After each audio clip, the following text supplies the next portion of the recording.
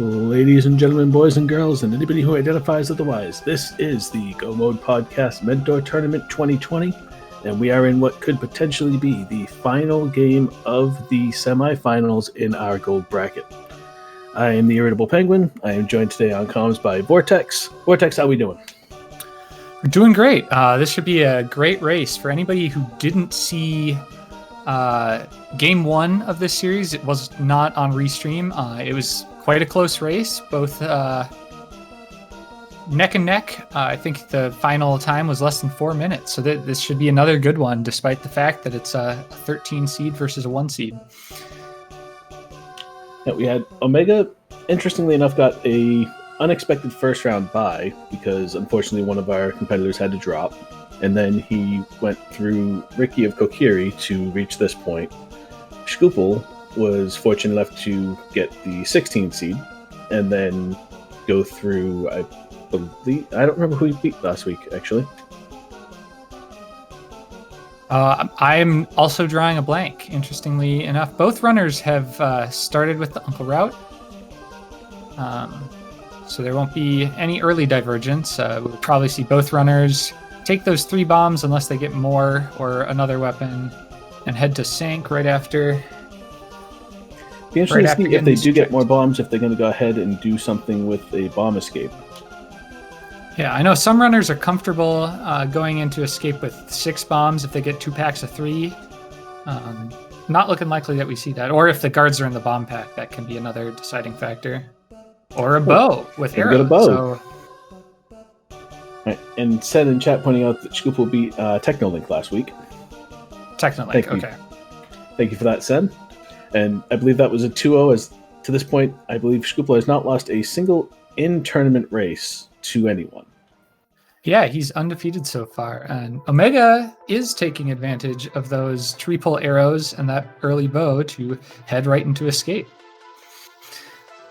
Shkoople opting to go to Sanctuary, not terribly surprising, as he has mentioned a number of times when I've spoken to him that he does not care much for the standard open. He prefers to do an opening. So it wouldn't surprise me to see him put off escape for a bit longer than you might typically see, especially when you get a weapon right out the gate like that. Yeah, it's an interesting choice because the value of Uncle Start is that if you get a good weapon that you can just do escape right then, and it's really no less efficient than coming back to it later. Unfortunately, if you do have to come back, it's not a long walk, so it's perfectly reasonable decision, and Kakariko is a lot more item dense, so it's understandable. Mm-hmm. I personally, if I get a weapon, I am instantly into escape. There have been times it's bit me, there have been times it hasn't. But Shkoople might also be thinking if this is Naga seed, escape will be last. Hopefully have a mirror to get back out to the front and immediately run up the tower and make that as efficient as possible. As well, all of the stuff that Omega's doing in escape is in logic with that early Hyrule Castle key in Sanctuary that Shkoople got. Hyrule Castle key logic isn't something that's highly important, but it can be good to keep in mind. The key has to be in the first chest in escape or in Sanctuary for the actual backside here where Omega is to be in logic? Correct, yeah. All that because we may be silly and steal the key and go elsewhere. We see a lamp and flippers in Blind's Hut. So we got some worth out of Blind's Hut. Won't have to worry about fake flippering at all. The pyramid fairy, the waterfall fairy will be nice and simple to get. Don't have to worry about having a moon pearl before we get there. That lamp, though, if you get a sword, maybe a cape, you might be looking at an Naga.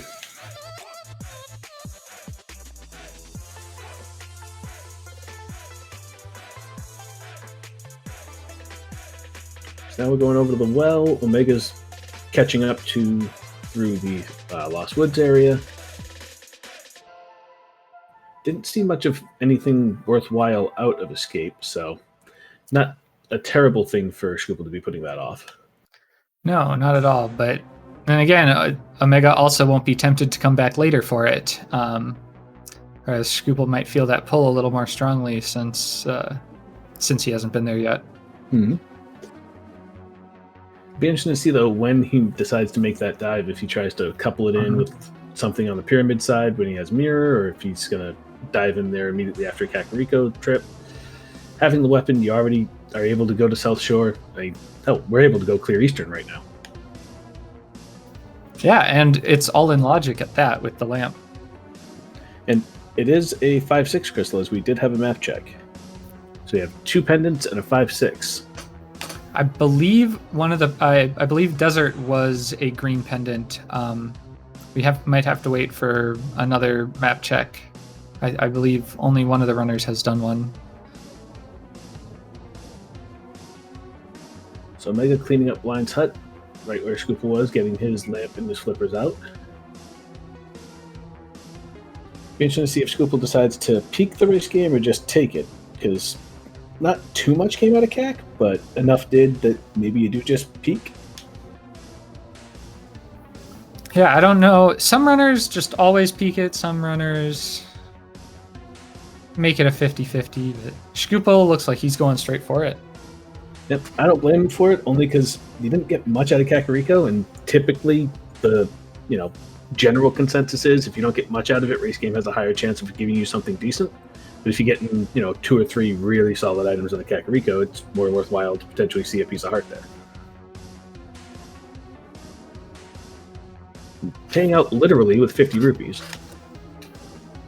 Yeah, and if you've done it blind, that's worth picking up. Otherwise, not coming back for that. So. No. One of those, it's good to have it, but it's not necessary, so skip it if you can, but grab it if you're there. So shkoople looks like he's instantly going to the eastern side. Yeah, and Omega confirming that Desert is indeed the green pendant. I like the early eastern play just because the items are pointing us here. It's a 5/6. Why not? It's all in logic. It's only way it could ever be easier is with the flute or gloves to walk right there, but it's such a minor time save that if it's a crystal, you just clear it now. And I know a lot of people tend to like to put it off to try to pair it with pod, but when you get this early of a logic for it, it just makes sense. Clear it, get your first crystal in under 10 minutes, grab your first bottle up from Saha's closet. Yeah, and the thing about trying to combo it with pod is that you never know when you're going to get that mirror or if you're going to get that mirror in any reasonable fashion, and that also means that you have to put off pod if you're doing it that way, which pod is much more item dense. I guess not if you include Sahasrarla's closet, but that play can really bite you if you put it off too much. So I really like shkoople just going for it. That's probably what I would have done as well. Yeah, I might have hit South Shore first, just in hopes of getting something else that would, protect me a little better than 3-heart vanilla, even without the sword version of our Eastern here. But no reason not to clear it out. If you see, Omega's going to make the same play over, so we're not going to see any divergence as of yet.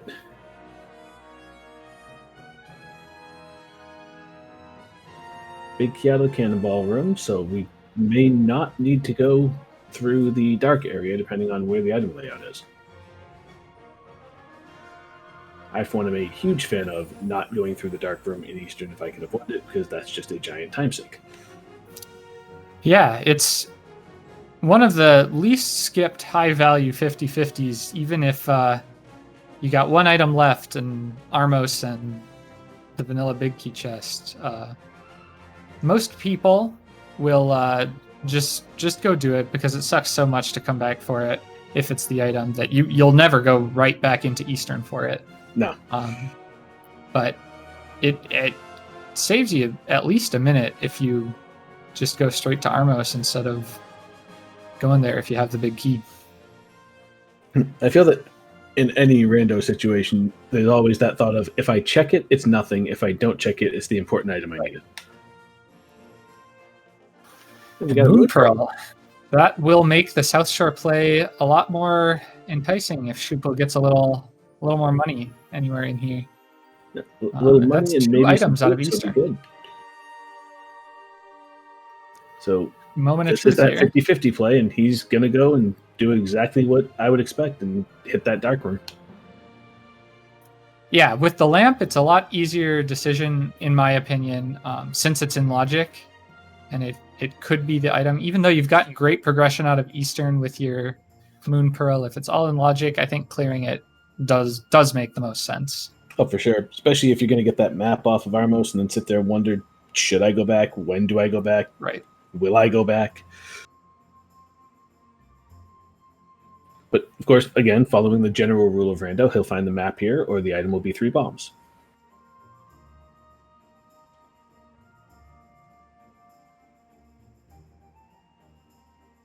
So, game 1 between these two, I believe, was also open, and game 3 will, provided Omega does pull out the victory here, will also be open, as both runners have expressed that they don't care much for doing the standard or ambrosia starts. Yeah, I'll do a casual boots, but overall, I really also prefer the open start. Just something about the freedom of routing, though my route never really changes, is I don't know. I find that very compelling about Rando. Shkoople picking up every pot except the one with a heart in that room. May not have known that was the heart. The interesting part for me with the decision between whether you're going to do a standard or do an open game is, if you really think your execution's good, you want to pick standard, because you get that initial execution based, you're scripted, you know exactly where you're going, and you're probably going to come out ahead of your opponent in some way. But both of these guys, despite having solid execution, choosing the open method.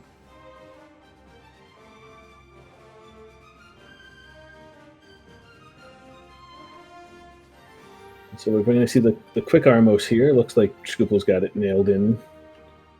And just a piece of heart.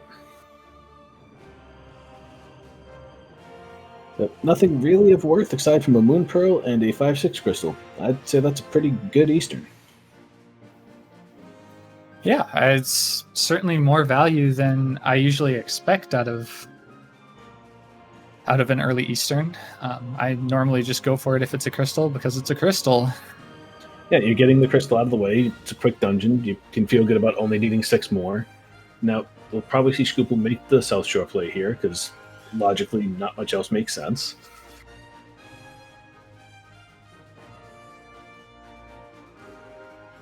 And Omega does not look like he's too far behind. Probably about exactly an escape behind at this point. Yep, no real execution hangups for either runner at this point.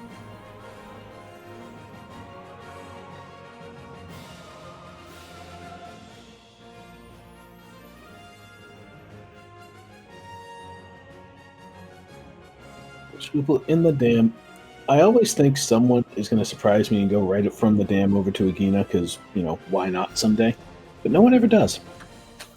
Yeah, it's an interesting play. I know some runners will, if they decide they're going to pick up the flooded item, they'll take that into Agina, because they're more than halfway there, compared to starting at Link's house. But yeah, it's an uncommon play. Agina is a very common early skip, and especially with Pendant Desert, I think I'd like to see more people head over there, because you have so few reasons or need so many items to be drawn over there later. So it very quickly turns into a last location. Yep.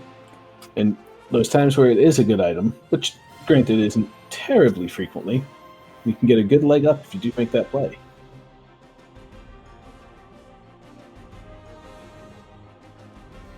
There's the hammer in Mini Moldarm. So we are now a glove away from our Dark World access.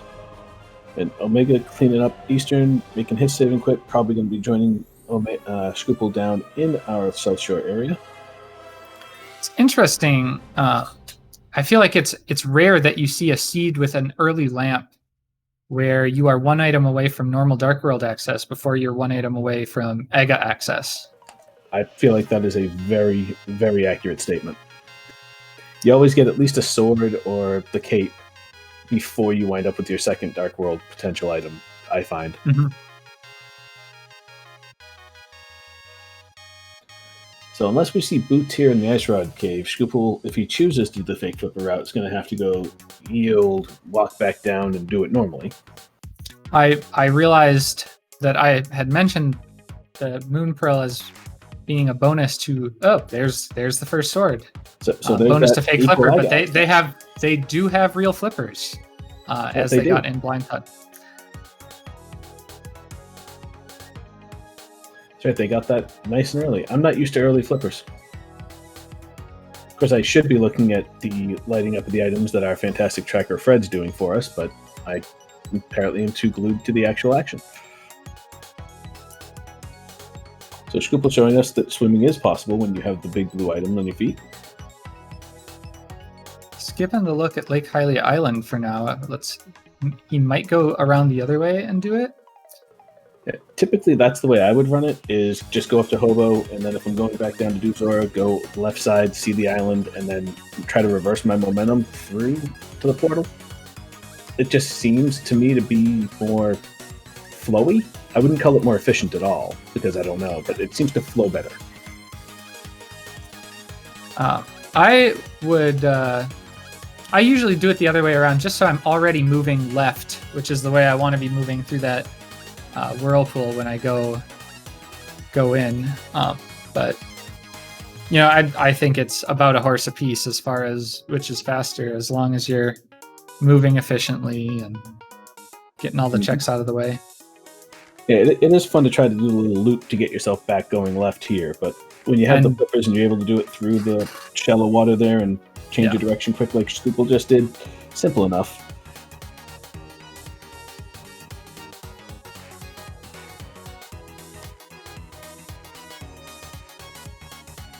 And there's our AGA access. So Commentator's Curse is alive and well. We're 2 items away from AGA access, 1 from Dark World access, and then we got 2 swords in rapid succession. So shkoople hoping to see a glove here, seeing a third sword. So we go from a sword to $20 to a sword to another sword. And yeah, Agapod is absolutely calling, as Zora points out, because Pod is full clearable with the current loadout they have. And now, having skipped Agina early, I expect that we will see neither runner clean up Agina before Pod, probably not even, or before Aga, maybe not even Sick Kid. Only one of the 2 at most. Yeah, we might see Stick Kid and Magic Bat, given that they have Powder and Hammer now. I would consider that. Yeah, 2 checks on that walk, not awful. Shkoople, though, I think is going to be lured in by the fact that he has yet to do escape as well. Yeah.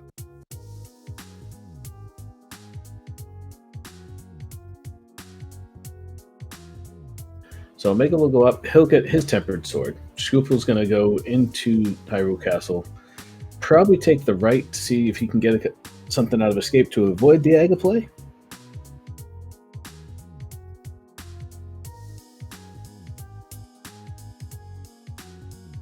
And as Zora points out in chat, we do also have the ability to hit the back of escape quickly and see if we get something out of there, and our Dark Cross.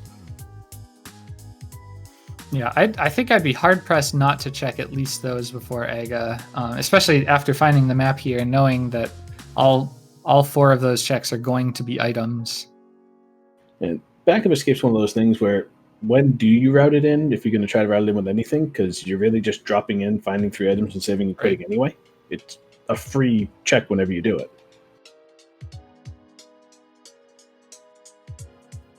Obviously, it's a little faster with going back with gloves, but when you're staring down Aga, and you'd have better things to do with gloves if you had them,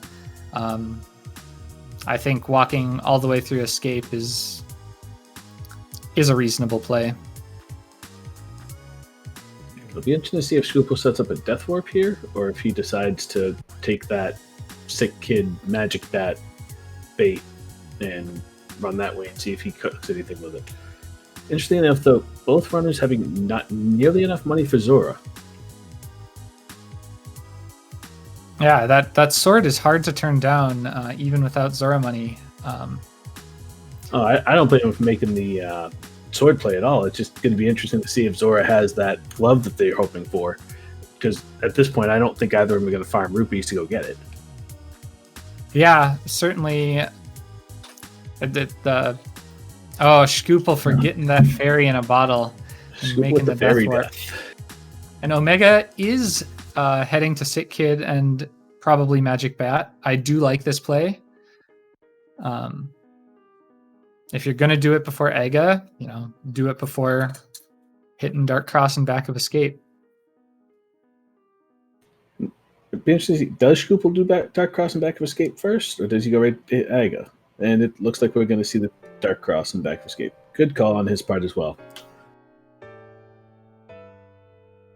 So if one of them gets the glove out of this, that'll put them in a good advantage going into this, because I don't think the other one goes where the other one is right now. Maybe Omega does.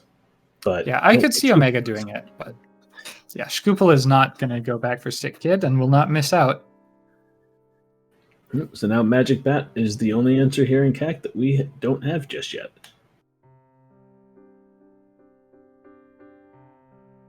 So Dark Cross not paying out except for with a little more health. Very nice when you're staring down Aga and an early Dark World with Green Mail. And our bat today will curse us with no Dark World access. I feel like the bombs are an actual curse.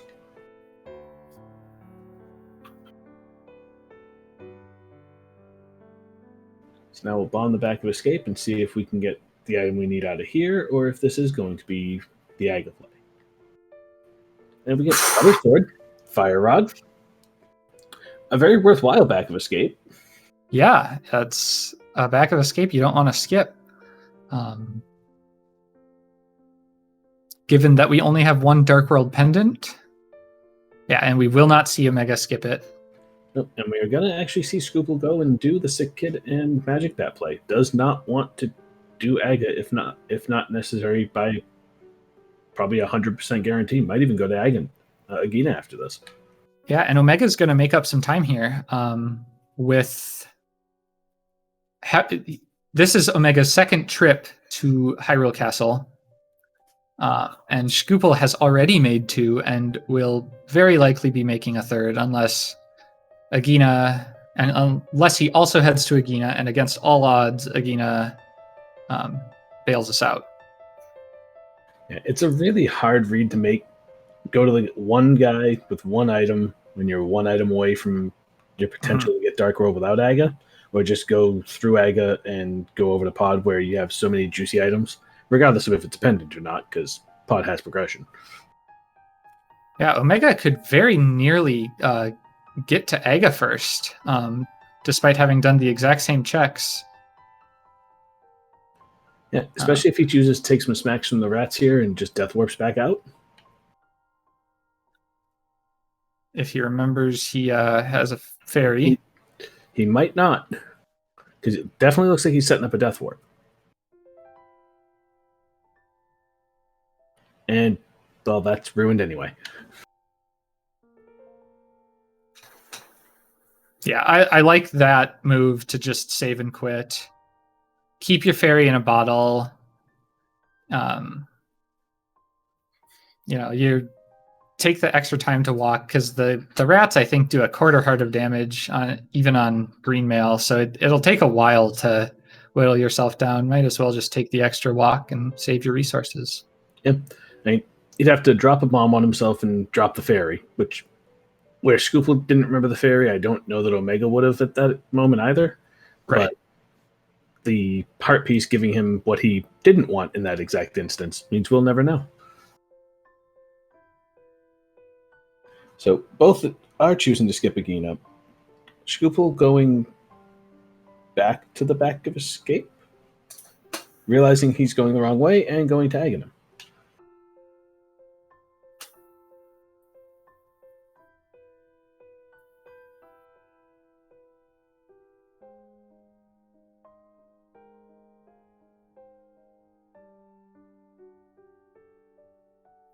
And Butter Sword makes Aghanim's Tower a cakewalk. Omega taking an unorthodox route through the dark maze here. It's not significantly slower, but it's certainly slower. It's funny. I see a lot of people make that same route, and I'd never know why. I always did. I think the enemies aren't there, so you sort of end up doing that when you're just starting out, and it just becomes a force of habit. It looks like Omega's going to elect not to light a torch here, so won't potentially risk despawning things later. Yeah, with the lamp, I never bother personally.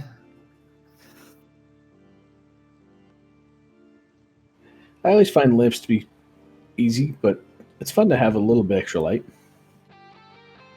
And it's good practice for not having a lamp if you ever need to do a dark ag at some point, which thankfully I've never actually had to do.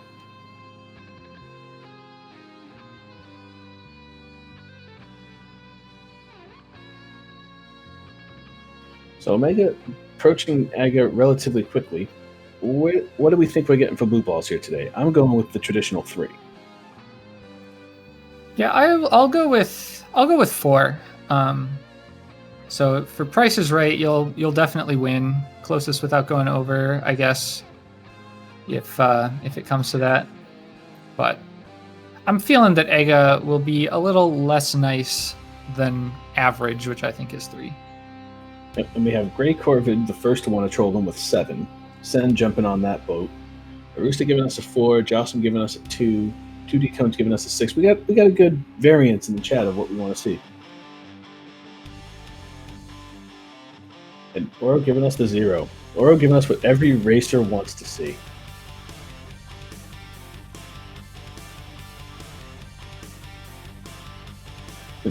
We all do it, right? We're all racing it, and we want to see 0. We see someone else racing it, and suddenly we turn into enormous monsters and want to see them do 15.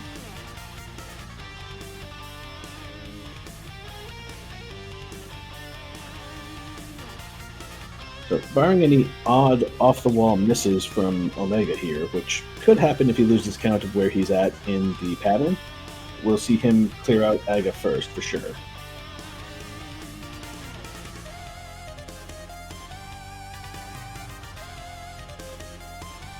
Is that 1? I think so. Well, very nice Aga today. We would have both lost with Price is Right rules. Yep. In fact, Oro would win with Price is Right rules, as I don't think anyone guessed one. Turtle Rock is our last pendant, and Swamp is the other 5/6. So we're barred by the 5/6 simply at this point by the mirror and the hook shot. Not awful. And you see the cape right after Aghanim, which adds insult to injury in my book. Congrats, you beat the guy you need this item to beat.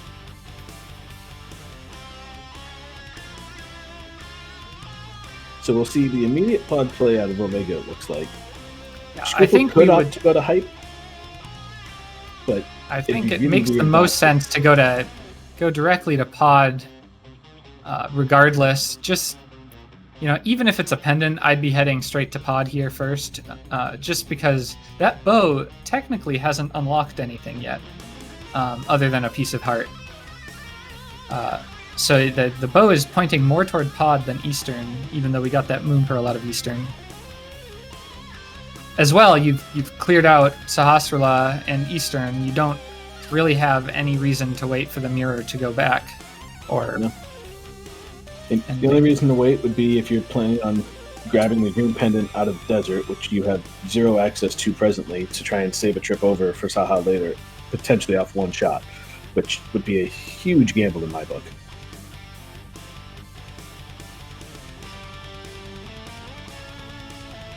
So both runners do have enough money to pay Kiki, though looking a little rough in the pockets here. Yeah, they both still have enough for dig game afterward, which, barring any other progression, which there's the mirror as I say that, we will that'll be the last spot on their route. If there's one item you want to get in the first chest of pod that's not a key, it's the mirror. I would argue I'd rather see the bow there if I was they going have one. to. Well, right, but they already do have one. Yeah, if I don't have either, I'd take the bow, absolutely. But having the bow, the mirror is beautiful, because pod without a mirror is gross. So here's an interesting question, and I'm not really one to wish trolley outcomes on the runners, but I actually had this situation come up in a recent race. It was an Aga-required seed. I had Mirror, Flipper's Hammer after doing pod, did Hype Cave, and it was nothing. And I found my hook shot in left side swamp. Do you think either of these runners will be compelled to make that play if they haven't found a whole lot by the time they get to that point? I don't think so, because as Rooster points out in the chat here, being able to go from Hype Cave over to the Village of Outcasts with the mirror is relatively appealing. Without a glove, they can't get to Village of Outcasts. So they're triple end at Dig Game as their inventory stands now. We've got a whole pod, Hype Cave, South Dark World ahead of us, but I'm thinking swamp if I have these items at this point, but yeah, we can't get to catfish. If we don't find a glove at all, well, if we find a glove, we can get catfish. And that not terribly orphan because of Zora. And Aga, it's the pyramids start with mirror. Catfish is a walk to catfish away, kind of no matter when you decide to do it, and that can lead to a trap where you end up just never going because it's always easy. And looks like Omega miscounting his keys in pod, going and trading a key in the Harmless Hellway.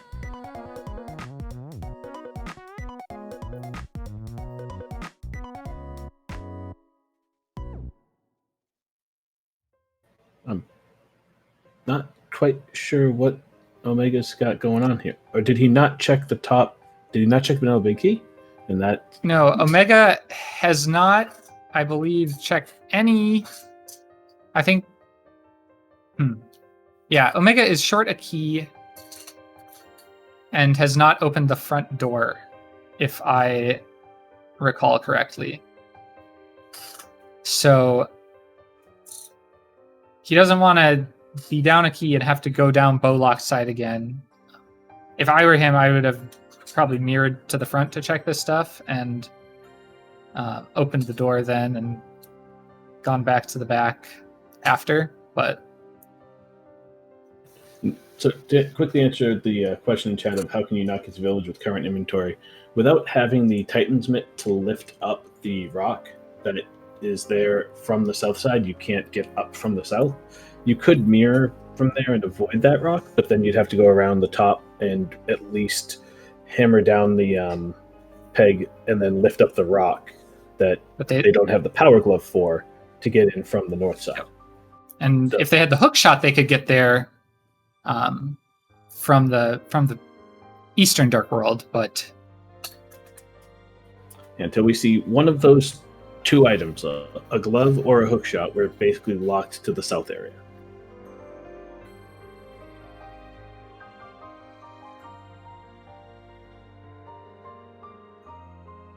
So now with that routing that Omega did, it looks like shkoople does have the slight edge here in pod at this point.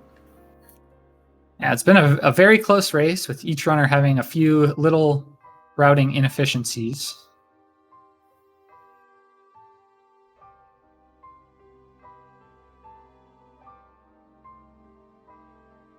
Now, I have not been counting items, but hopefully Helma has something progressive for them, because just having the mirror does absolutely lead to the idea of K45 or Swamp has to be something. Yeah, because that's the only thing that's unlocked by that at this point. If we saw a glove, that would be mountain access, but as it is, it doesn't really open up a whole lot for us now. It's a nice thing to have, especially for navigating through pod, but not exactly a killer item. It's one of those, you love to have it, except for when you don't have anything else to go with it. Right. I think when we see shkoople mirror to menu to hammer here, we'll be able to see whether Helma has the last item, and he does. So, Right, so Helma could have our progression, which would definitely give us that reason to have the bow, because we still have not gotten a bow locked item.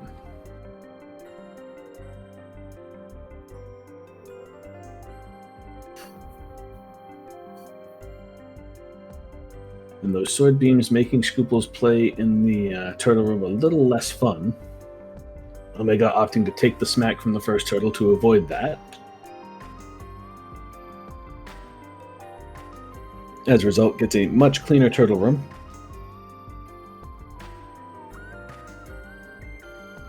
So shkoople in to smack the mask off of our favorite little dinosaur man here. I myself refuse to believe anybody who said that they were 9 years old and hit him with the hammer. Everybody who was 9 threw bombs. I don't care what you say. Hammer was only learned for Rando, and that's my story, and I'm sticking to it.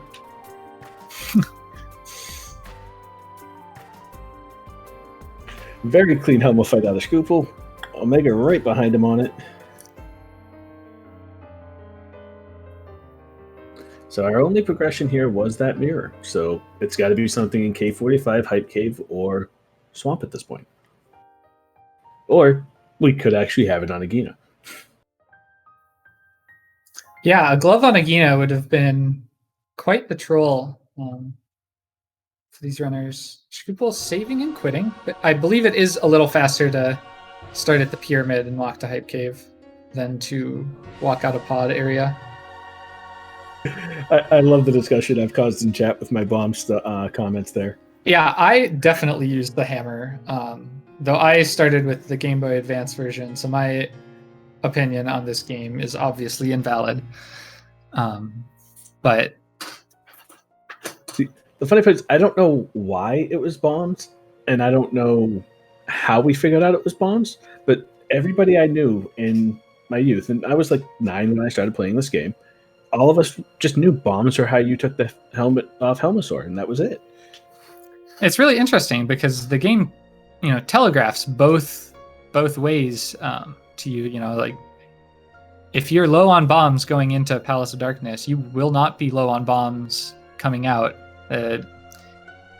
Dungeon throws bombs at you, and then you obviously get the hammer there. And there's our first glove and the ice rod. So we actually just got South Expressway because we now have a glove, a shovel, and a book. So desert's open. We can complete the full south side chain without the smiths. Go up into Village of Outcasts after the fact. Actual Hype Cave here. Interestingly, shkoople is opting to skip Bombos Tablet for right now, taking, I believe, what is a slightly longer way up if you have the glove and can get through. But yeah, Omega is going to check out Bombos Tablet and may even decide to dip Desert. You can do the south stuff from Village of Outcasts pretty easily. It's a little inconvenient if you don't have the the mitts, but it's, yeah, I don't know. I like checking Bombos Tablet when you get that free book there. Yeah, Bombos is only really routable in that scenario or when you're going into Swamp, so it's nice to get it out of the way and not have to worry about it. Be interesting to see, does shkoople continue up toward the Village of Outcasts here, or does he decide to go back down and make that same Bombos Tablet potentially into Swamp play? I think having made the decision to continue up, you continue. You have the glove to get back into Village of Outcasts. It costs you another walk through Kakariko, but it's not, that's not the end of the world. And then you can hit up Skullwoods and Thieves Town. That's 2 more crystals. And Omega ultimately opting to do the same. Yeah, hard to blame them based solely on Desert's a pendant. There's a third item in the green aspect of it, but you've already skipped Agina. You probably just want to get that routed in when you go down to Mire. Yeah, and that glove opened up not only the rest of the Dark World, but also all of Light World Death Mountain. The combination with the glove, mirror, and hammer. Yeah, so we have a beautiful, tasty amount of items up there, and neither one of them biting on it immediately. I didn't notice on shkoople, but both male upgrades were very early. One in Hype Cave and one on Stumpy there. Yeah, so we are Buttersword and Red Mail, and we're 40 minutes in. This apparently is the easy mode game. I want Oro rolling all of my seeds from now on.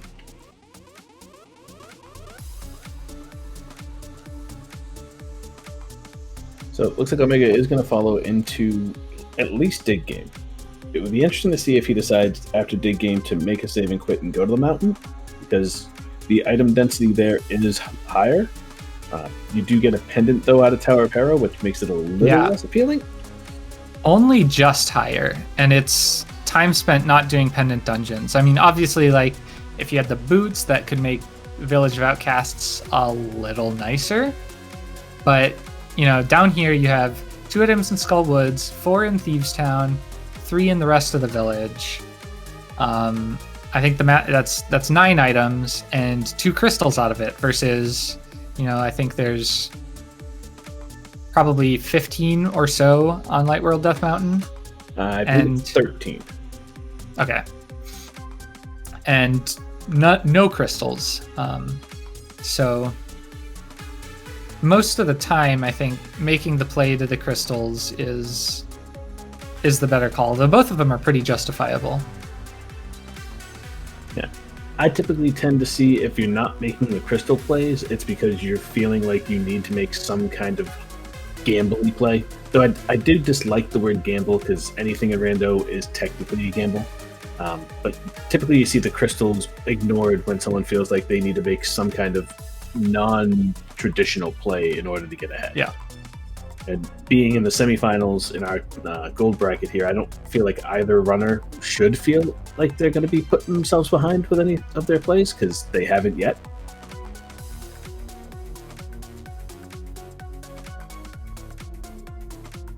So shkoople going right to the back of Skullwoods here. Has the Fire Rod. Absolutely zero reason not to do it this way.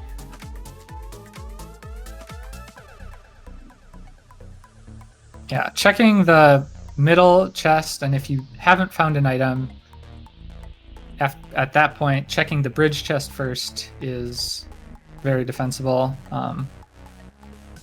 But yeah, either way, it's not too. It doesn't make a big difference. If you find an item in the middle one, it makes sense to go straight back to Moth, because if you can avoid it. Now, the interesting thing, too, on top of the Moth play here is, will we get a ped check? Because that could determine whether or not they rush Desert and Tower of Hera based on what they see there. I think seeing that book and Ice Rod in Hype Cave, I am checking ped every time, because that was a pendant dungeon care package right there. It really was. So I don't see how you can avoid checking it in that situation. Obviously, we know it can't. I blinked. Did shkoople kill Moth? I don't see Moth. I see a crystal, so it looks like it. Yeah, that was a quick one. And we got a piece of heart off of him, so we have one item on the boss. Okay, and the other item was in the middle. So very quick Skullwoods full clear. And shkoople's routing straight to Moth makes perfect sense. The Shkoople. Yeah. Shkoople realizing that he does in fact have both items. Yep, it looks like we might be getting that ped check. So Nice early 45-minute ped check. All right, chat, be nice. We don't want to see anything too raunchy on the ped here. Pocket change, we're good.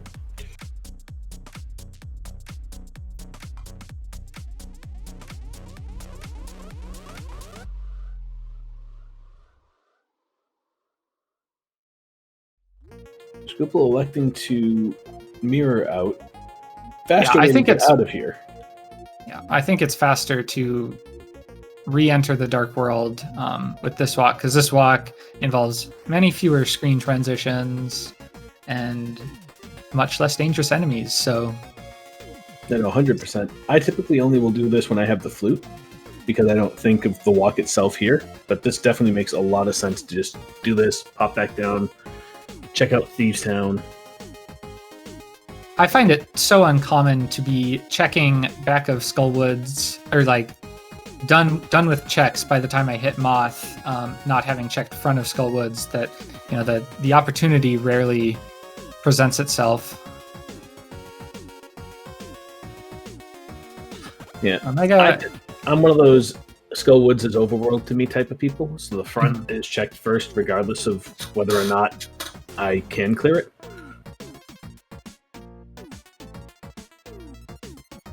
So Omega getting about as quick a Moth out of that, so.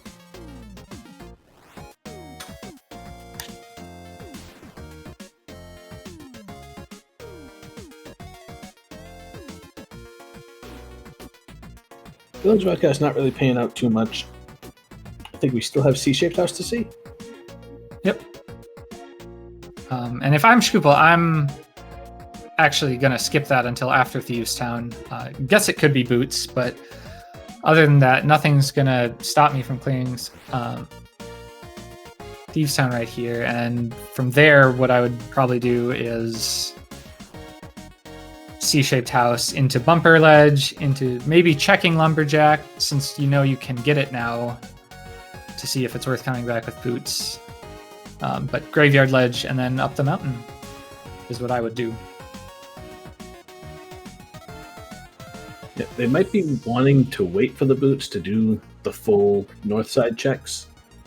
I personally find that to be 6 and 1/2 dozen in the other type situation, just because of how quick you can go from Sanctuary to both Bonk Rocks and King's Tomb. Right. I think there's a good argument to be made, especially in this situation, that walking over to Graveyard Ledge is, that's one check versus just checking Bumper and heading to the mountain. But yeah, it'll be interesting to see what our runners do. Yeah, I find that if he's going to go to Graveyard Ledge, it'll feel to me like he's been burned by Graveyard Ledge, and we have boots, so now that might entice him over there even further. Yeah, I think we will see those checks now. Maybe even Catfish. Yeah, we could Catfish and then go to Zora, because we have that mirror. Yeah. It's a hard argument to make to do that prior to going up to the mountain for those checks, but if you want to be thorough about it, this is probably your best time to hit Northern Hyrule. Yeah, I mean, especially if you're going to be at King's Tomb, you have the boots, you have Zora money now, with the 300 in chest game. Like, you're never going to be closer. It's probably a faster walk from King's Tomb to Catfish and Zora than it is from Pyramid. So, and then you just save and quit to Sank, and you never have to worry about the north side of Hyrule in either light or dark world again, and then off you go to the mountain.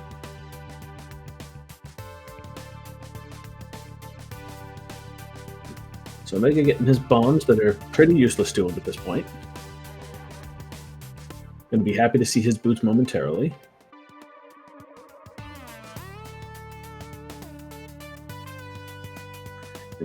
So we have seen a map and we have seen a compass. So if we don't see the small key, that will save them the trip over to the big chest. Otherwise, there will be an item there.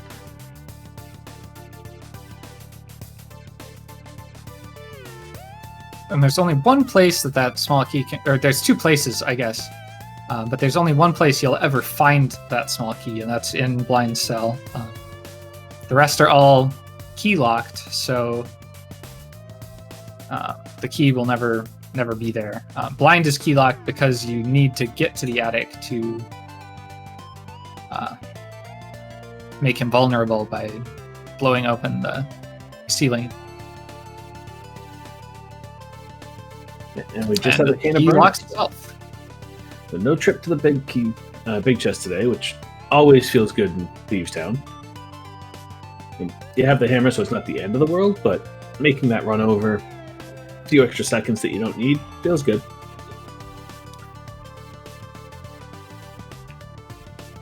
So now we'll get to see how well versed in the blind script shkoople is.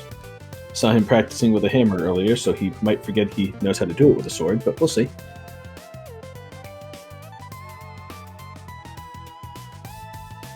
I may have been the one to convince him he's going to have to do a hammer blind, but, you know, we'll leave that alone.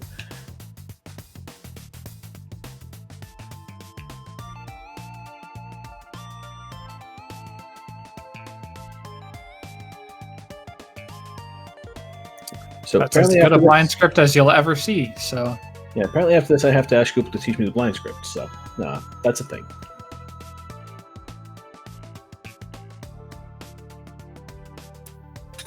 Professor Rando, the head check was just cash, so nothing good.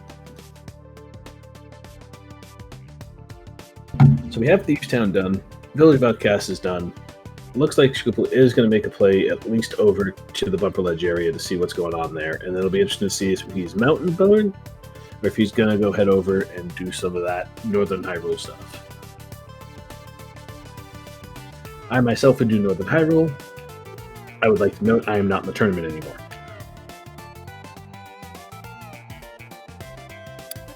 Okay, Shkoople does remember that Lumberjack is completely open to him. I was about to comment that it was a very strange choice to skip, but... Surprising to me that he's going in to check it as opposed to just going blind into it, though. I mean, if you don't want it, it's a little faster, but... And evidently he didn't. He doesn't want it, though, so that's good.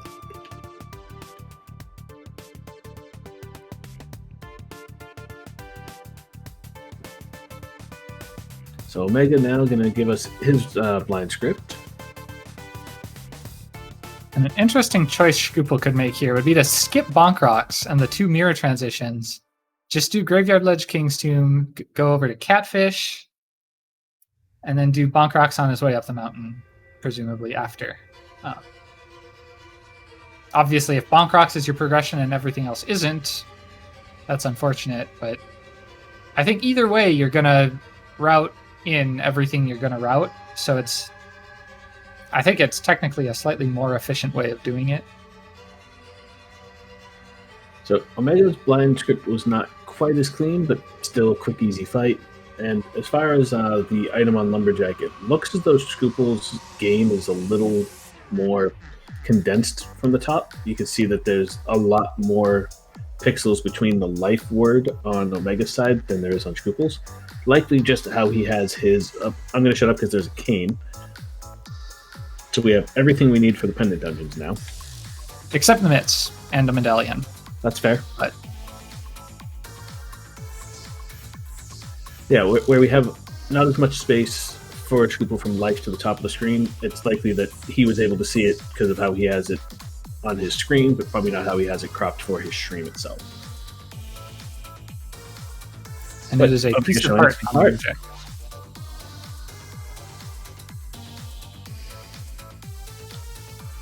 No reason to go grab that when you're already up at 11 hearts.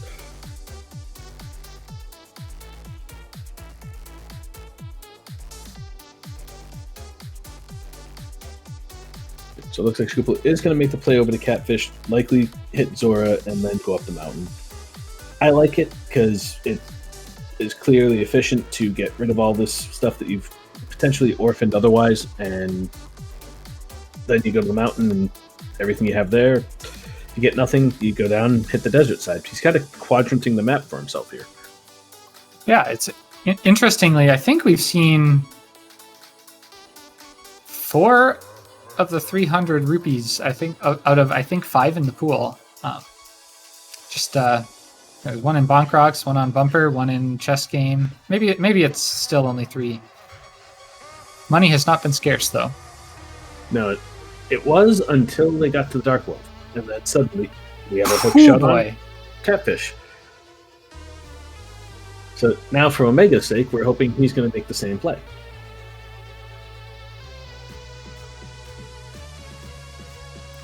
Now, do you go up the mountain now, or do you just clear out swamp?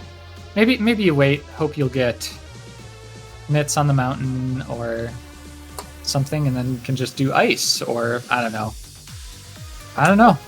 I personally would do swamp and hope for that mythical you don't have to touch the mountain seed.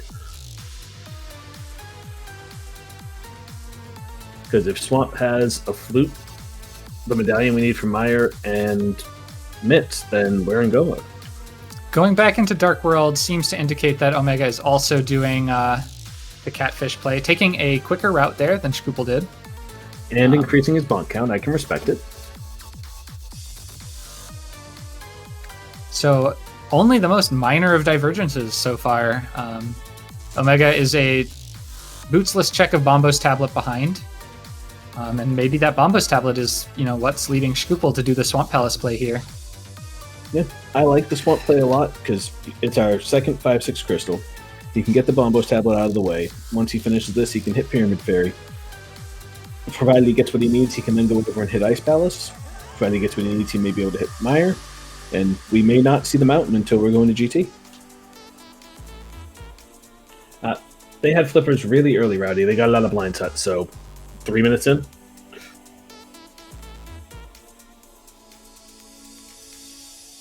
Omega making the mirror. He's also going to go check Zora.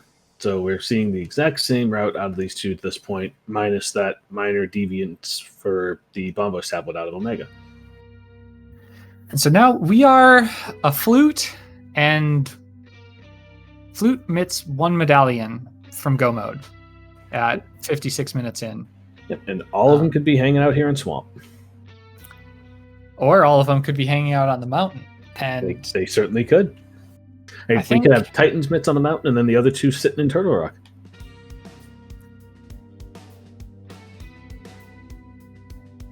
So now, will Omega make the same play? Looks like he will. Yeah, with that 5/6 crystal at Swamp, I think this makes for a really good play. We just saw Bombo's tablet pickup. Bombo's medallion pickup. So that could be our way into Meyer once we get the flute. And the Titan's mitts.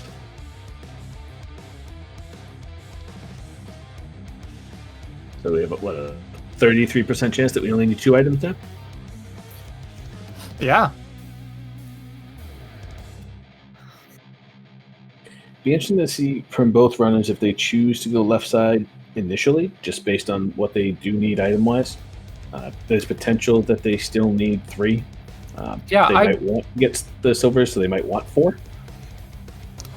I think neither runner has a reason to suspect they're behind, and it is faster to just do diver down your first time through it if you're going to full clear it. I don't know what I'd do in this situation. It's a very particular one that is 2 items so far. You always run the risk if you do a diver down of finding map compass or map big key compass if you go left side. So going back first is not the worst play here. Now, if I had a map or a compass there, I'm absolutely going left side because there's going to be one item somewhere, whether it's in the big chest or over there. But not having those, the potential for that God Swamp, this is a perfectly legitimate and probably preferable play for most people. Mm-hmm. And looks like shkoople's giving us the original diver down. There's our Titan's Mist. And the big key. So having the big key loot from go mode. So now, with those mitts, do you go back in? If I get a map or a compass off of Argus, I feel like I do. Just because Yeah, I'm I already might- here, there's no reason I might not not. to come back. Hey, there's a much, much better chance that the flute is hanging out on Death Mountain right now than it is hanging out on Left Side Swamp. Or in that Or big now in Ice Palace or on Smith Chain or any of the other locations opened by the mitts. I think I bail. I bail on Pyramid Fairy too for the moment and head straight to Ice Palace from here. Yeah, Ice would be a good call just because it's another crystal. They're able to full clear it. They have the cane for Icebreaker to make it quick and simple for them. No real reason not to. And if you get the flute out of there, it's really just a bonus ball. Omega, though, is going to give us Left Side Swamp. And we know that he is going to... He's going to see a map. And a compass. Or a map. A map and an item, maybe an item. or a map and a compass. At best, he's going to get one item over here because we have potential for an item in the big chest or one on left side. So if he winds up getting flute here on left side and then gets the Titan's mitts and he makes the rush to Mire, he might be in go mode. Yeah. Unfortunately, what was a small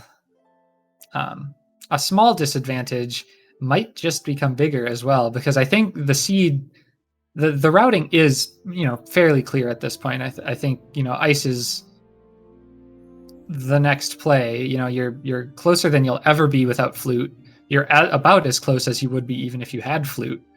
So Omega will probably go there next, and only after that, if they still haven't found the flute, will there be any potential at all for divergence. Yeah.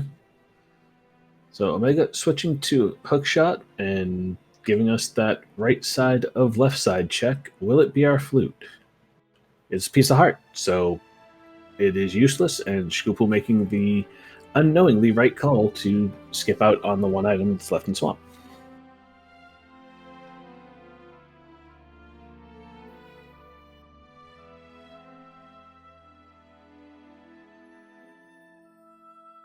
A quick ping Gator room and then a small key. So small key means that we weren't hookshot locked for Ice. That's nice to know.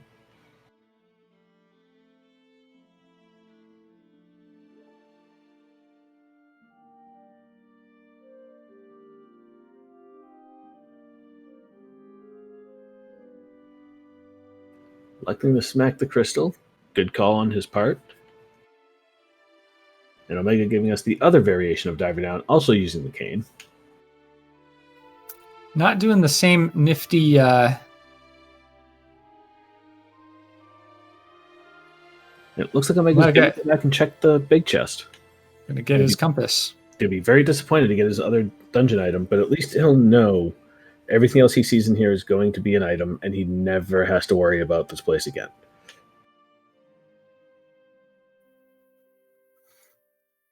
shkoople also got the big key out of the right side, so if we were go-moding Ice Palace, we wouldn't have had to hit the switch.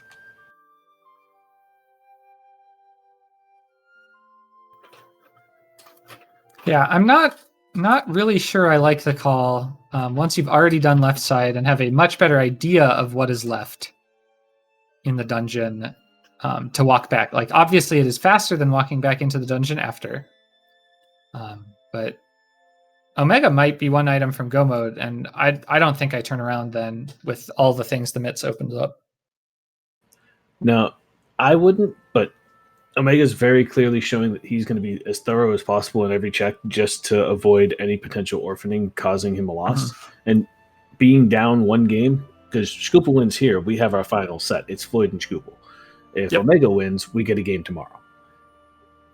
So Omega being as thorough as possible, it's one of those things, right? You either be as thorough as you can or you gamble as much as possible. I personally like the thoroughness just to make sure that you're not leaving behind that one item that you needed in that one spot for 45 minutes and see your opponent finish much faster than you. Yeah, I think if it were me, I would be gambling my butt off because I know that I cannot compete at any level with shkoople on execution. Omega does have quite good execution, better than mine, but I'm not sure that it, would So if I'm shkoople, I'm gonna be thorough, probably with the exception of left side swamp there, just because of the numbers game that you have open at this point. But and shkoople has been quite thorough because getting randoed is the only way he would have reason to think he's at a severe disadvantage. It's certainly not the only way he can lose. Mistakes can happen, everything. But yeah, Omega is just gonna fall further behind if shkoople keeps making little skips here and there, and otherwise being kind of thorough, and Omega being as conservatively thorough as he's being. Yeah, and the thing with shkoople that I do know is he prefers density over anything else when it comes to not being in a crystal. He and I actually had a race earlier this week. And there's our flute. We're potentially in go mode. We just need to see the Mire medallion. So Swamp had 2 of them. Ice had 1 of them, and now we may not have needed to see the mountain at all. But so back to what I was saying though, with shkoople, we had a little race. The ice ride turned out to be in Desert Palace, and we were both in Mire. We grabbed the crystal in Mire within 4 seconds of one another. Because Desert was only 2 items and somewhere else was more, he fluted away. I found the ice ride in Desert. So that could happen if he still needs a medallion where he goes for the density plays outside of crystals and gives Omega a chance. But if we're seeing the Mire medallion is going to be Bombos, then this is going to turn into an execution play. And at this point, I don't think shkoople is in a position where he would fall behind because of that. No, I mean, and with the flute, all the choices shkoople has are, like, it's just the order you do them in. Like Smith Chain is just as easy after Mire as it is now when you're in Kakariko, now that you have the flute. So it's if they need a medallion, I think it'll come down to which runner makes which choice first, and I don't think there are any obvious answers anymore.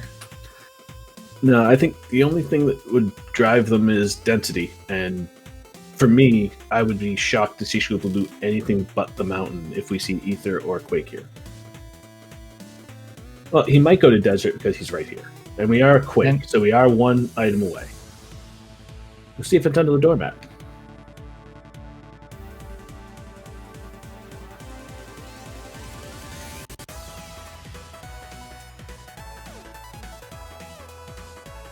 It'd be interesting to see if he does, because he hasn't checked the Gina either, if he chooses to stay down here in this corner and clear it out because he happens to be here, or if he does make the density play of everything's open on the mountain, it's quick enough to just bounce through all of that item per minute wise and potentially get his Quake and be off.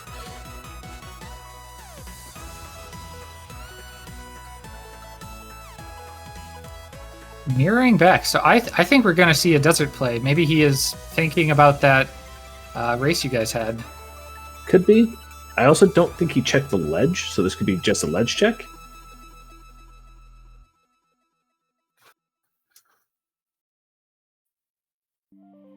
And we are going into Desert. Yeah, I mean, watch this back. I'm in your head. It feels really bad. I mean, especially if the item you need is to get into Misery Mire. If it's just sitting in Desert and you have the mirror when you're there, so I can't fault this play even a little bit. No. But realistically, when are you coming back to check this if you're leaving it at any point when you know you can't do anything else in the Mire area because you just did it all? I think maybe, unfortunately for Omega, it seems like the kind of play that he will also do. So yeah, it is the logical play here. You have everything you need. There's no reason not to check your medallion, and then there's no reason not to check the items that are right next to it. Now, if he wants to gamble and go up the mountain for the density play, that could give him the edge he needs to potentially take this race.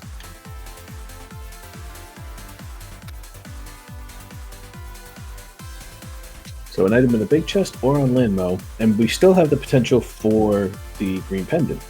So will we see shkoople skip that if he gets an item here out of the big chest, or will he decide that's worthwhile enough to grab while he's here? Yeah, that's an interesting question, because the green pendant is and that is the second item. So, shkoople could come back and do Landmos at any time, and that's a density play. It looks like he's gonna just knock it out. Yeah, I can't fault him for it. Where's the green pendant? But it is a bit of a time sink for the chance of that one item. Yeah, and he's kind of forced into checking it right away. If you're gonna invest this much time in it now, it's not something you can, like, if the item was on Landmo, I think I could maybe justify going for density for a couple extra checks before turning it in. I probably wouldn't, but I think if you're one item away and you're going for something that's going to give you progression to a spot, you should just head there. Make sure that you're not leaving yourself open to someone else doing so beforehand. Though the mountain does give a much tastier look at density for us. I just feel like the thing is with laser bridge. With mitts, mirror, hook shot, hammer, burna, like everything. I think the options for Death Mountain routing there are so many different ways the runners could route it that even if they get to the mountain at the same time, one runner could find the item like a full minute before the other, just because of the order in which they decide to check things. So it'll be really interesting to see.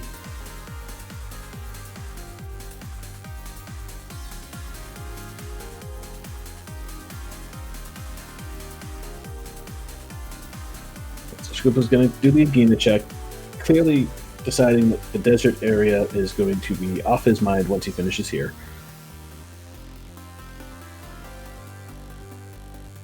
Now, if you see Quake here, do you feel behind?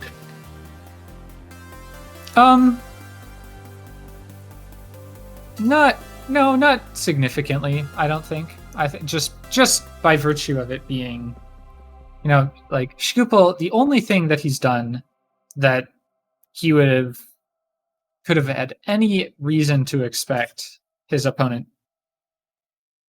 didn't do, it would be desert, and it took him all of 2 minutes to do it. Yep. Alright, so we are going mountain before turning in the green pendant. I find that a little interesting. Yeah, especially since Landmo didn't have an item, and the only reason to do it was to get that green pendant check. Omega does not seem like he is going to do desert. So if he is, it's another flute up and grab the rock, because he's at Agena now. He might save those couple of minutes. Or if it's on green pendant, he might cost himself the race. The beauty of the rando. Till we see the item, we have no idea who's doing what. And okay, shkoople just grabbing that old man flute spot before checking green pendant. Maybe it slipped his mind. Maybe he figured it really didn't matter, which, it kind of doesn't. Though if green pendant is Quake, he may also have been thinking, grab the old man so I can save and quit out of Saha instead of fluting, which I don't know that would be faster, but it would be an interesting way to go about it. And desert was a bust. Yep, so Omega has an opportunity here to make up that time.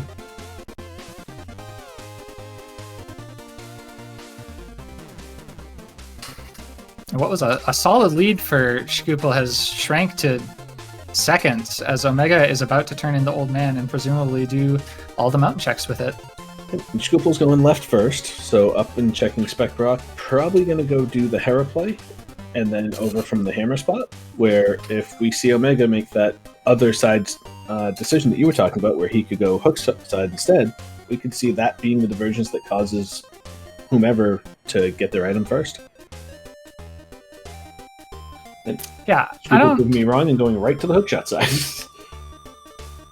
I think the density play makes a lot of sense. If you have mirror, and Mitz, you can do all of Eastern Death Mountain and then come to Hera as a last resort. I do like it. I don't really like even bothering with Spectacle Rock beforehand if you're going to do it. Like, obviously it would suck, but so here is the divergence. Yeah, because we are. Is he going to Spike Cave? He is, and nope. He's debating us. See, I wouldn't have hated that play. Actually, if he's going to do Ether into Spike Cave, I won't hate that play. Because then the entire west side is done. He can just go route up toward Hera. If he gets the enemy needs on the east side, he's good to go. The Titan's Bits were in Swamp Palace. So I, for one, would be shocked if Turtle Rock's entry was not Bombos at this point. Me too. Unless they get Ether, then I won't be shocked if it's that one. Yeah. But I feel like when they go to see Turtle Rock, they're going to see a medallion that they can use to open that thing.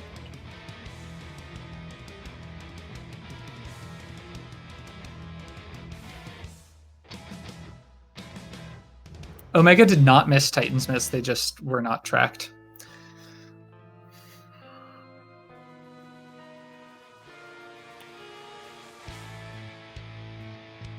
Shkoople choosing to do Spiral Cave. I don't hate this. It's a really awkward thing when you have Spiral and Spike both open to you to decide how you want to maneuver about. Going down and grabbing the rock and coming back up through Super Bunny, probably the more efficient way to do it if you're thinking Spike Cave is going to be your last check if you have nothing else come for you.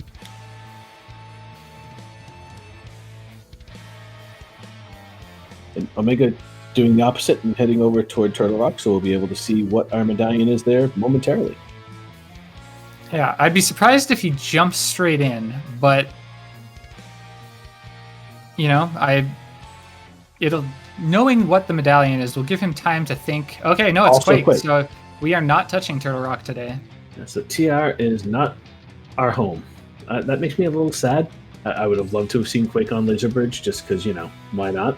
But both runners converging on Super Bunny Cave at the same time from opposite directions. This is a very cool moment. There it is. So Omega is first to go mode. Omega at about 116.48 and Shkoople at 116.55. Interestingly, Omega choosing to leave they'll be mirroring at about the same time, and yeah, knowing that the Dark World is the having done Aghanim. Wow, this is some sync right here. Okay, Omega messing it up by grabbing some potions and a heal first, which I don't blame him for. Sword beams are a wonderful thing to have before going to Misery Mire. Absolutely. And, sword beams, and you're already at 4.5 hearts going into Mire. And he's setting himself up for the rest of it. He doesn't have to worry about this when he goes to GT. Shkoople may or may not choose to. I will be shocked if he stops for potions, but he might do it.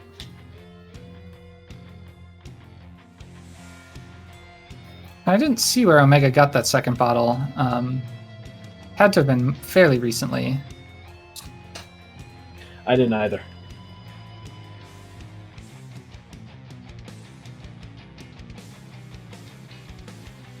So both runners did make the right call, though, in skipping out on Pyramid Fairy and heading right over to ice.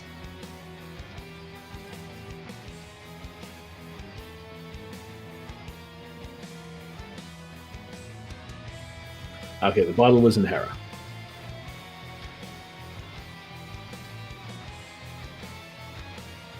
And so Shkoople, by virtue of the bottle pickup, was first in, so still maintaining that marginal lead, which could quickly dissipate with the left-right Gannett Tower decision. Yeah, and Omega had, from what I saw, a cleaner Mire 2. Not quite textbook, but it's hard to have a textbook Mire 2, to be honest. Yep, and I think that is a direct result of Shkoople not having the sword beams for it. Yeah. Shkoople also increasing his bonk counter.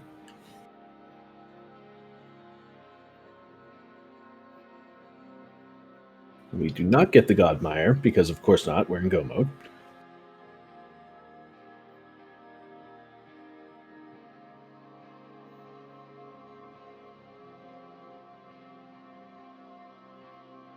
I believe the drop off the bridge is marginally quicker, even with boots.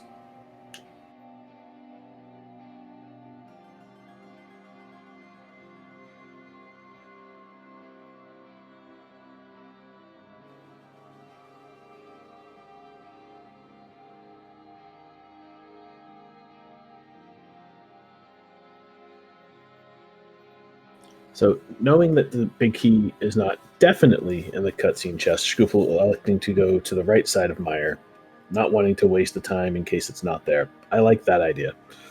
See if Omega does the same or if he goes right to the cutscene chest. Ooh, So Omega's Omega's going wasting straight. time here because we did just get the big key on shkoople's side out of the chest at the bridge. Yeah, even if I do cutscene chest before going back to the right and that last one over kind of next to the big chest, I usually save it for after the lobby chest, just because where the paths out are make a lot more sense that way, because this one kind of sticks you right back by that central lobby, and the other one you have to go right past the door back into cutscene chest anyway, so...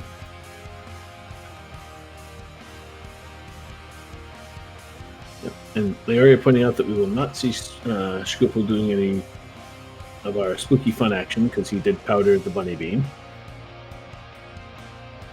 Omega now done with the cutscene chest, only got a compass out of it, so didn't even get the advantage of silvers from that play. About the only advantage he could hope to have at this point. shkoople having a little bit of a time in that room, but getting it done quick anyway.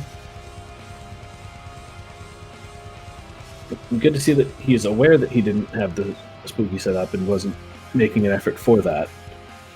I've seen many times where people will forget that they've popped a lamp or popped the powder or any of the number of other things that can stop them from having spooky, and stand there spamming that fire rod for a few seconds, go, why is this not working? Omega making a heads-up decision, in my opinion, on his way back down. I don't believe he's planning on doing spooky either. He was passing by that door and just hit the switch, so he won't have to hit the switch the first time like shkoople did.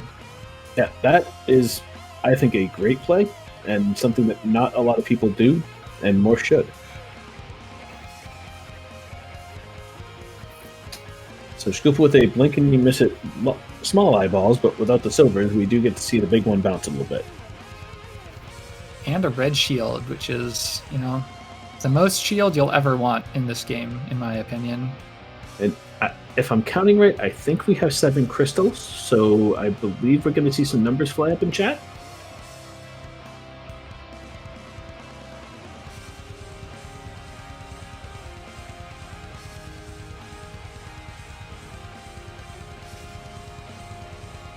So, with our 7th crystal there from shkoople, he's going to be heading up to Gannis Tower, and we have 22 chests, or 22 locations rather, as there's one that's not a chest, where our big key could be. The game has been started, so go ahead and get your guesses in as to where you believe the key will be. Your last number counts, so if someone has sniped your number and you feel like you want to have one all to yourself, go ahead and look through the list and put in another one prior to shkoople getting into Gannis Tower, as that will be where we stop the game. With the fact that Omega is so close behind, regardless of if he finds the key first or not, where shkoople will be the first one in, it will be shkoople's number that we pick from. If Omega goes with 1 and shkoople's at 21, it's number 21. And of course, you win fun internet points and the ability to brag about potentially being on the leaderboard that I got kicked off of because I have not been guessing well lately.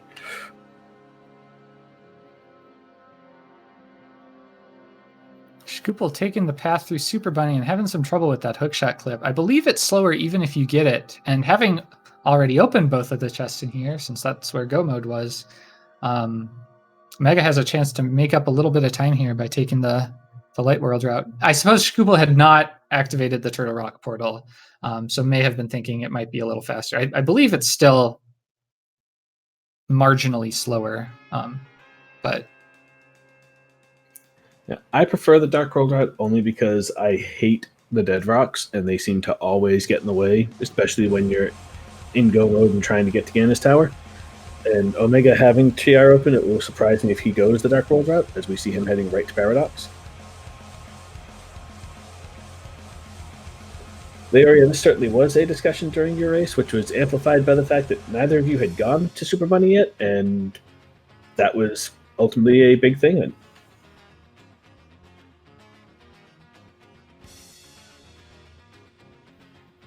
I do not believe Super Bunny is the fastest climb. I think yeah.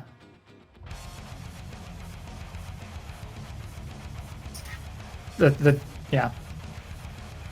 we have 13 points to the winner of the game. Our first check was a small key on Bob's torch, so rip Bob.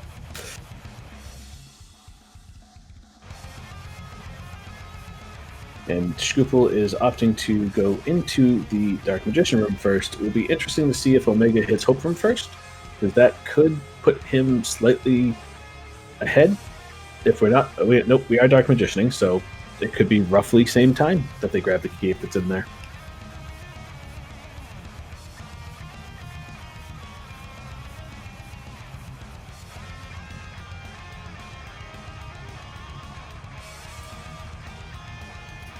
Not in Hope Room.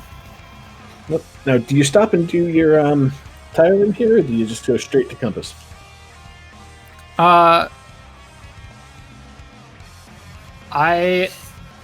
I'd go straight to Compass. If I have all 4 keys, I will do tile room. Just because it makes it. I asked. I knew you liked it with 4, but with 3, I didn't know. Well, and this is shkoople has only found 2 because one of those is the key under the pot. So I've done it exactly once, and I had at the time 5 keys with that pot key.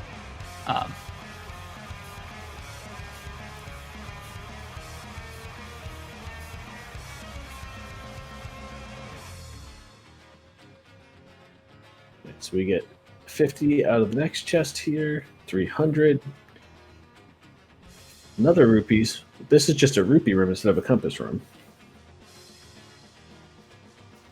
So unless shkoople goes first full right, Omega will be getting that big key first, most likely. Yeah, unless Omega's going to do that weird rando rush thing where you go to rando room and then go over to the right, but I've only heard of that, never seen it. Yeah, I think it's something that comes up in this specific scenario where runners who, if they got a small key in Hope Room, would go right, but are forced not to. If they still have a couple keys by the time they hit Rando Room, they will at that point go right and full right to Ice Armos. Just, because Dark Magician is a thing, your opponent could have gotten it way sooner. You don't want to leave that Compass Room forever. So that is the reasoning behind that, as far as I know.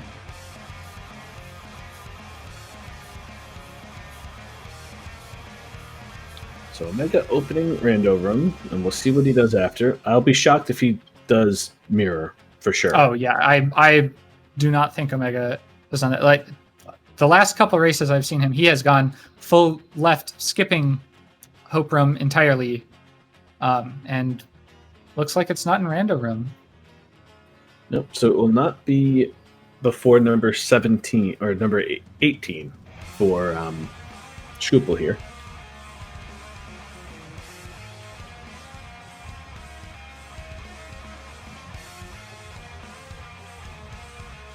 So Omega will definitely be getting it first, barring a tile colossally different Armos fight or tile room.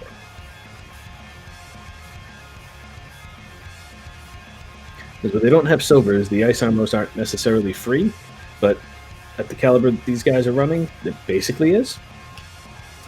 Answer is not Bob's chest. But that bottle is not something you're upset to see, especially if you're shkoople and didn't stop for extra potions. No, especially with it being red, that's nice. They don't have half magic, so blue would be a little bit better, but beggars and choosers and all the like.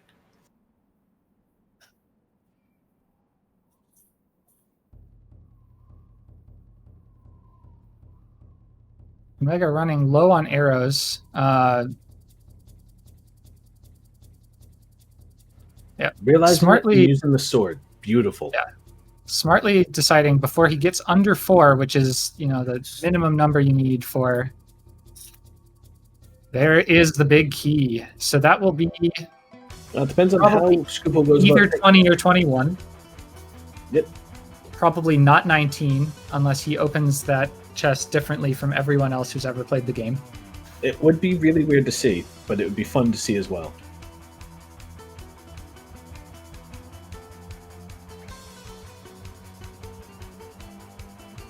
So shkoople with, I think, a slightly cleaner Ice Armos, picking up a little bit of time, so it'll be interesting to see with the execution base here. It's going to be number 21. How we do with the climb here between these two.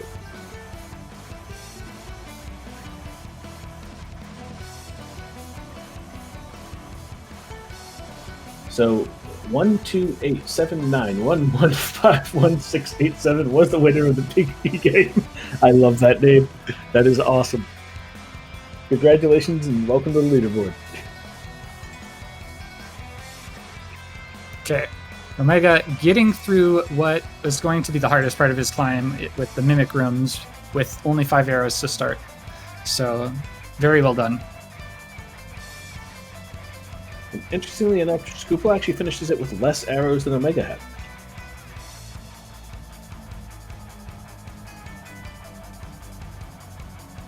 Jossam, I'm right with you. I would like an explanation of the username. Since Omega still has that fairy in a bottle, he will opt to skip that safety room and head straight upstairs. I really like the call. Yeah. I don't know anyone that would go to the safety room in a game 2 where they could potentially be eliminated, knowing that it could be literally the difference. If I'm on 4.5 hearts and I don't have any sort of safety, so don't have that red potion, don't have any potions, I'm taking it just because of that is way worse. But but here, yeah, he has the red goo. He still has the fairy. I don't know if he changed out the bee when he went to he did. The potion shop. That was what he did. He didn't drop the fairy, so. And Omega having a much cleaner gauntlet. Yeah, shkoople having a bit of issues with that red Zizak room. Omega opting to do the delay strat for Lambo, getting 2 of them on his first go, which is nice. Shkoople opting to get himself some health, being at 2.5 hearts. So without silvers, you can't really ask for much better than a 2 cycle. A 1 cycle is great, but not typical without having that. As we see shkoople going into his 2nd cycle. Not losing too much time with Lambo there, if anything at all.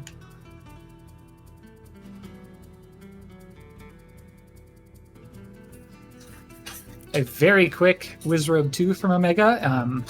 The one you kill separately didn't even have a chance to fire, which is how you know it was really fast.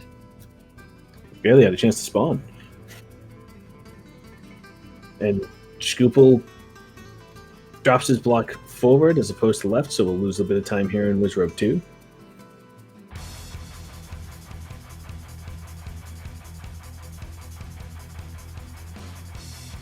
So at this point, with this gap, despite it not being huge, we have Butter Sword. It's going to be really coming down to, does Omega do really well with triples on gaming? Because I know shkoople does. Yeah. Yeah, this is a race that's going to come down to the wire, no matter how it ends up. At this point, barring some very strange happenings. Because we don't see the Moldorm fall that could have cut this up a little bit for shkoople. Didn't expect one either. So Omega's going to go ahead and make his way over to the Agatsu fight. shkoople really only being 2 rooms behind right now, but one of the most important rooms being the Moldorm room. Yeah, Omega didn't have many problems. It would be possible to make up a tiny amount of time for shkoople. And that fall might have sealed it. I don't know that even triples versus Ganon is going to be enough to make that up now.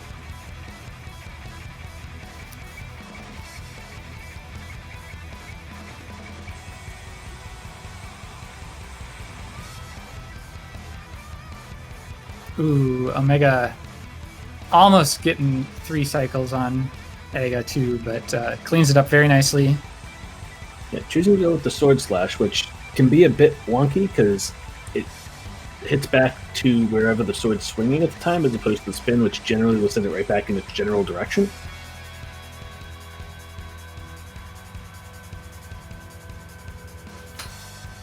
So shkoople into the Aga2 fight is hoping, without knowing, that he gets a much cleaner Aga2 than Omega did. It's not possible to get 35. Much cleaner, because Omega did do 4 cycles, which, 4 or less is what you're aiming for. And 4 is the minimum for shkoople at this point with how this has gone. And so he gets the 4 as well.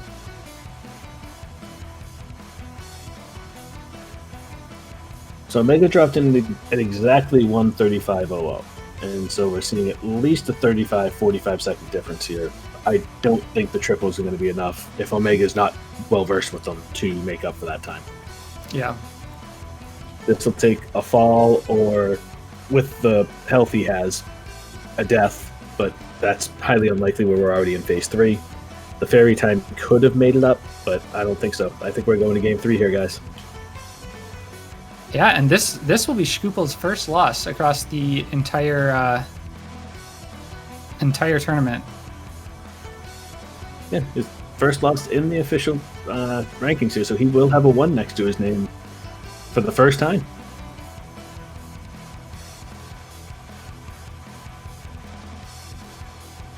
So arrows were in Dark World. A lot of places that they didn't check in Dark World.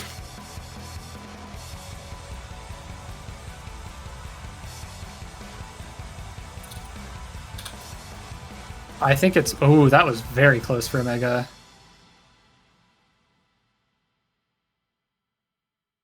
I think it's got to be either Blacksmith Chain or Pyramid Fairy, though.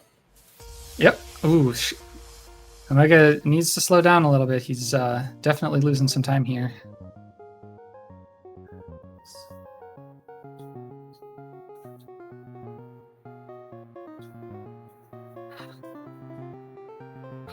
Still, I think, out of range of triples, though. Yeah, I do too.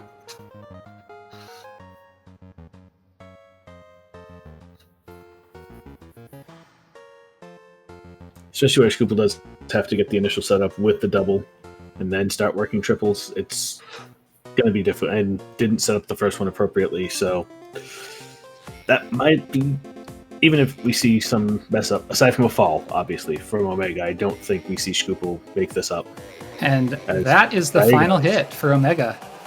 So unless he drops off the bridge, we have a game 3 coming up. And get your GGs in chat for OmegAtoisk. Omega proving, as DJ so nicely put in the chat there, that even gods can bleed. Yeah, finishing with an official racetime.gg time of 1:37:44. Didn't stop his timer, but yeah. Didn't need to, because race time does it for him.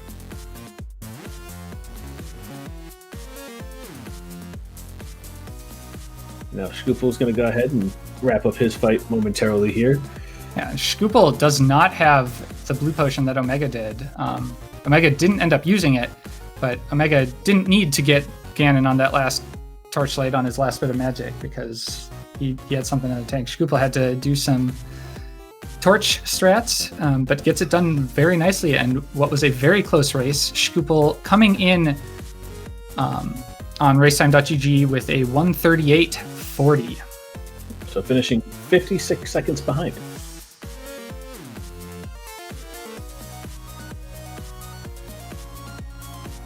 Under a minute between these two. Not a surprise based on the fact that the first race was, what, under 4 minutes? Yeah, it was very close, and it was a similar case of one runner checked something that the other didn't first, and it wasn't the answer. And they took very similar routes, both seeds. It was just the extra checks that didn't pan out that were what decided it. And that was the case here too.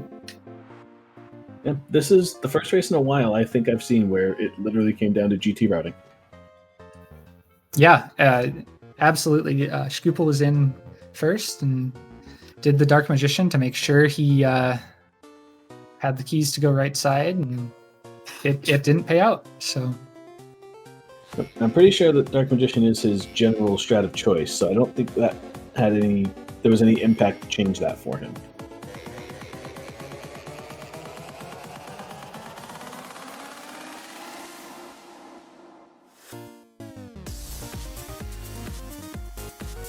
And we will be pulling both of our runners in momentarily for the interview.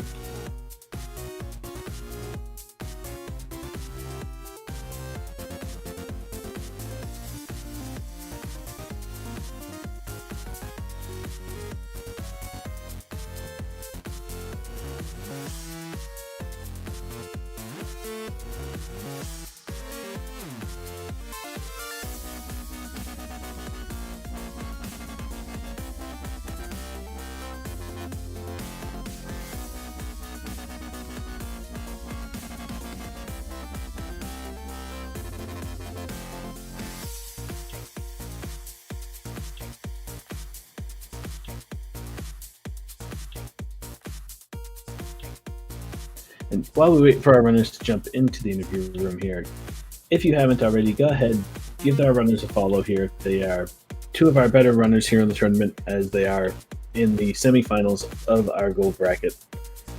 They put on a very, very tight race here for us with an under a minute finish. They're both entertaining to see. They both practice a lot. Hop over to the channels, click that follow button. You won't be disappointed with that.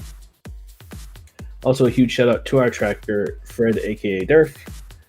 Go ahead and throw him a follow as well, as without him tracking the items, we wouldn't be able to see that I ignored them. And then also a huge thanks to Oro for literally putting this together in about 10 minutes.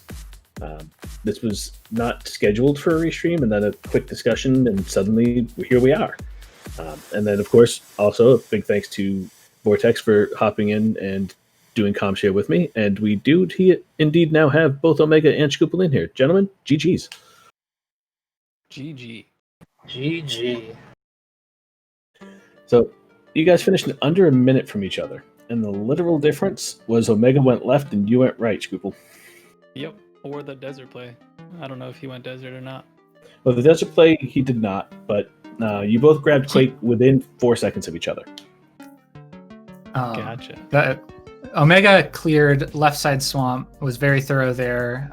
Even went back for the compass and big chest before heading to Argus, so that you had a comfortable lead. Then you made the desert play, and Omega checked Agina and then headed up the mountain and checked the front of Hera. And your routing was very different on the mountain, but it both ended with you coming to Super Bunny from opposite directions at exactly the same time.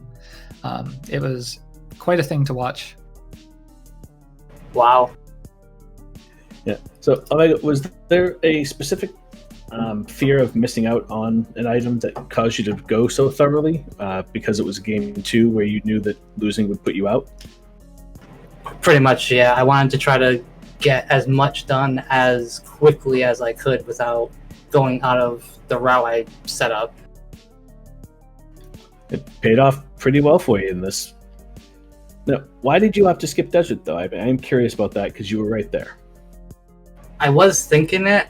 My only reasoning was that the mountain just had so much, and I hadn't been up there at all at this point. And I'm like, there's a good possibility there's something up there. Yeah, it's funny because we were talking a lot about the potential of, because of what you got outside of the mountain. Obviously, Quake being on there required you to be there to get into go mode, but there was the potential that you didn't need the mountain at all.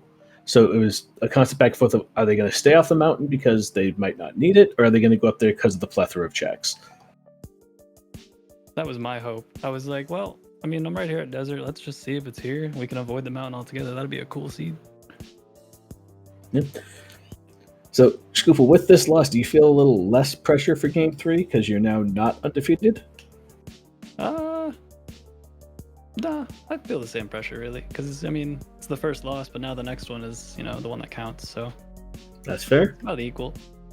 So, do you guys have a time set for our final game here?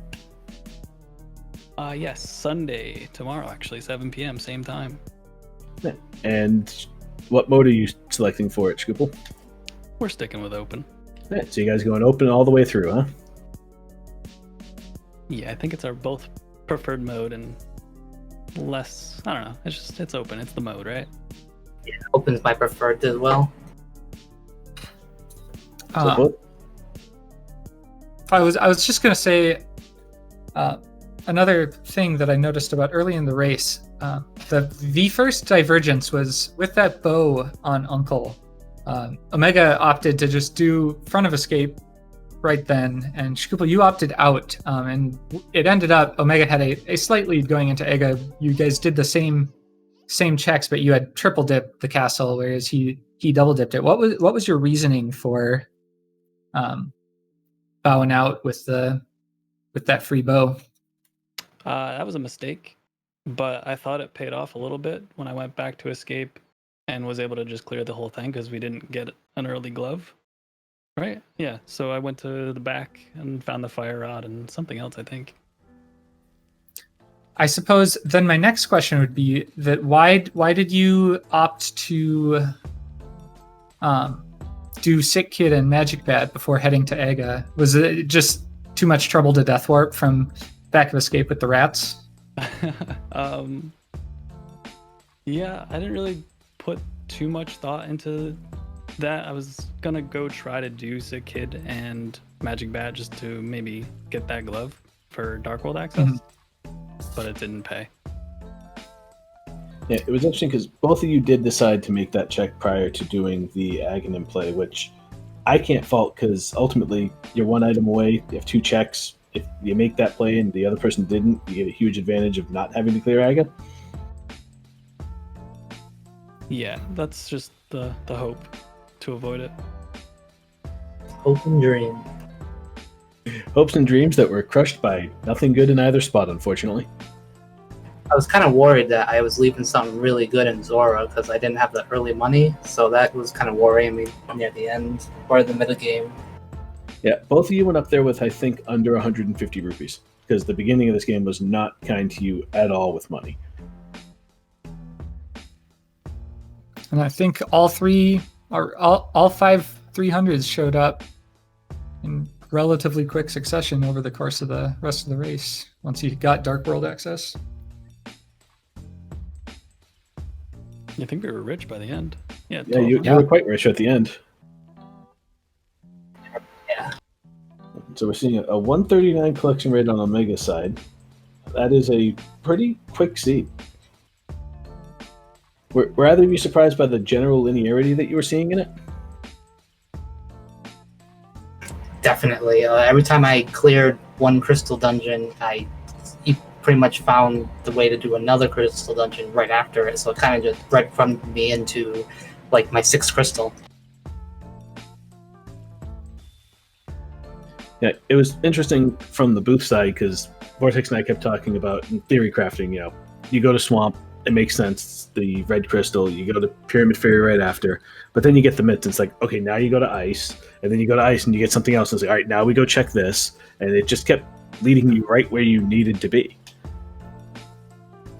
Yeah, I think the funniest sequence was as I think shkoople was the first into Thieves Town. We were talking about, do we check, Graveyard Ledge, then head up the mountain, or like Bumper and Graveyard Ledge, and then you find the boost. It's like, well, yeah, definitely do that then, and probably route in Catfish and Zora since you orphaned that earlier and have Zora money now. And Seed kind of played itself from that standpoint. Yeah, it was interesting to me to see both of you make the same routing decision at that moment because you have the orphaning of Catfish and Zora if you don't, but you also have the plethora of checks on the mountain. And both of you opted out of Thieves Town to go straight across Catfish Zora and then follow that hook shot right where you needed to into the rest of the seed. Yeah, for me, that's just being thorough. And like I said, if you can avoid going up the mountain at all, I mean, those checks are pretty quick in the grand scheme of things. Yeah, no, you're not wrong there. So we get Game 3 between you two tomorrow at 7 p.m., which will determine who goes up against Floyd in next week's finals. I'm looking forward to it. Yeah, if we could get a seed that doesn't give Buttersword red down the first 20 minutes, that'd be cool. Seriously. You mean you don't want an easy time through it? No. So you want Amarith to roll it? Sure. Yeah. All right, we have that on record. Amarith, you have to roll tomorrow's seed, please. All right, anything else either of you guys want to comment on regarding the race here before we head up and wrap up? I'm just curious. Shkoople, did you do the front of this? Did you walk through Escape to get the fire rod in the back of it before going into the Dark World, or did you do it after? Yeah, so the bow made me just tunnel vision Eastern. And then I was like, well, I don't want to go right there with 3 hearts and no lamp. So I went to go do the town and stuff. And then as soon as I save and quit, I was like, oh, I did not do Escape with that bow. And I was like, okay, well, if I get a lamp, I'm just going to go all the way through because I got that key at a sanctuary. And that's what I did, yeah. Okay, I did that as well. I was just curious.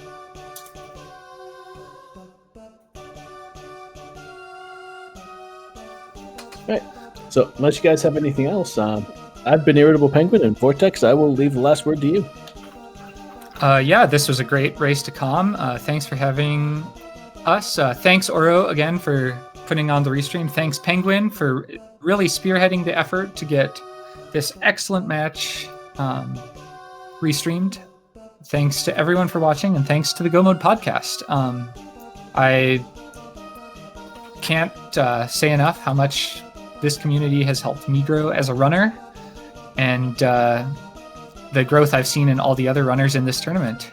So yeah, thanks again, and be sure to give our runners, our crew, a follow. Yeah, we'll see you next time.